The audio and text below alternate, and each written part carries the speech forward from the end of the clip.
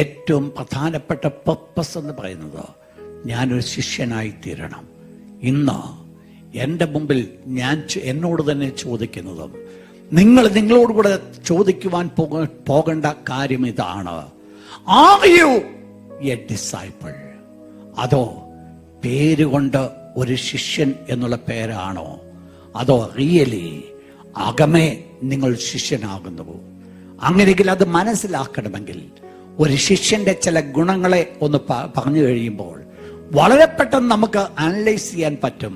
John the gospel chapter 8 verse number 31 and 32. അപ്പോൾ the first step to become a disciple, നിങ്ങൾ ശ്രദ്ധിച്ചോണേ, നമ്മുടെ സഭയുടെ ദർശനം അതാ. ഈ ദർശനം മുൻപിൽ കണ്ടുകൊണ്ടാണ് ഞാൻ നിങ്ങൾ മുൻപോട്ട് യാത്ര ചെയ്യുന്നത്.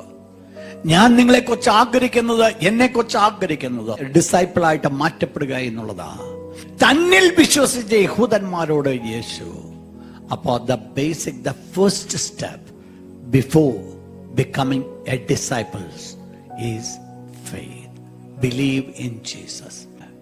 നിങ്ങളുടെ ജീവിതത്തിന് ധാരിക്കുന്ന നന്മയുടെ നടുവിൽ, നിങ്ങളുടെ ജീവിതത്തിന് ധാരിക്കുന്ന ഇല്ലായ്മയുടെ നടുവിൽ ആ യേശു വിശ്വസിപ്പാൻ നിങ്ങൾക്ക് സാധിക്കുന്നുവോ എന്നുള്ളതാ എൻ്റെ വിഷയം.